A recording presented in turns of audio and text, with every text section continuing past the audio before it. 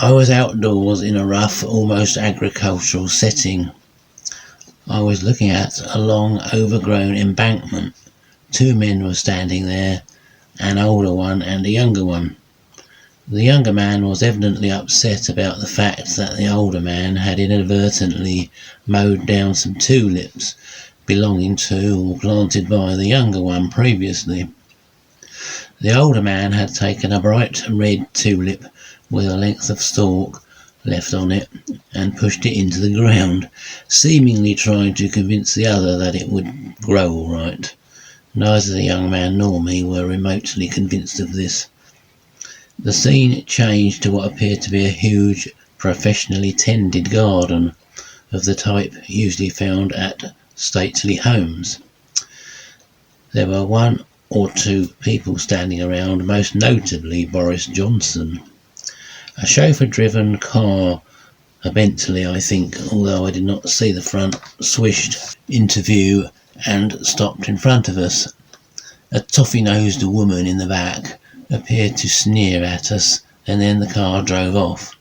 I did not recognise the woman, but somehow I now knew the gardens belonged to the Queen. Suddenly I found I had inadvertently stepped into a rectangular concrete pond.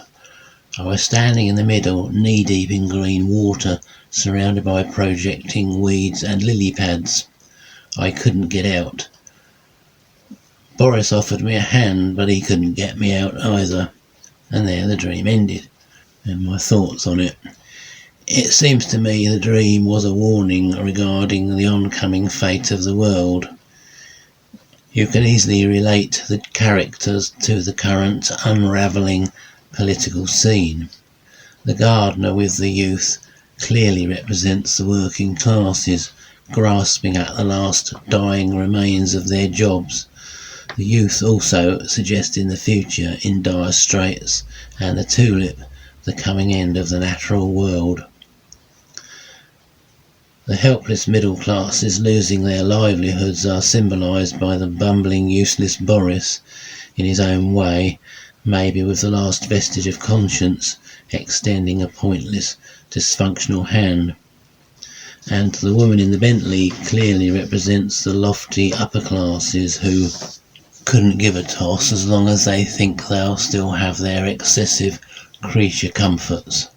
Actually, the car scene does remind me of A Tale of Two Cities, Dickens' wonderful, sad love story, when the hated local aristocrat Evremon's carriage runs over a starving child in the filthy, crowded Paris streets, and he contemptuously throws a minuscule coin at the grieving parents, driving off to his luxurious palace, not knowing his imminent death lies in the hands of one of the crowd, clinging to the back of his coach, dagger at hand.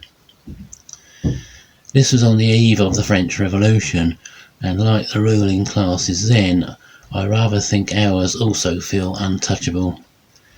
It seems to me, however, once they have done what's desired of them, they too will prove expendable and suffer the same fate at the hands of the dark forces as the rest of the human race. For my own part, I guess it is saying, only I, a perennial stick in the mud, have to get myself out of the mire. Nobody else in this physical world can do it for me. That's cool, Peter. Thank you. That's very, very good. You see that very good. That's excellent. Thank you so much for sharing. There's a lot there. Thank you.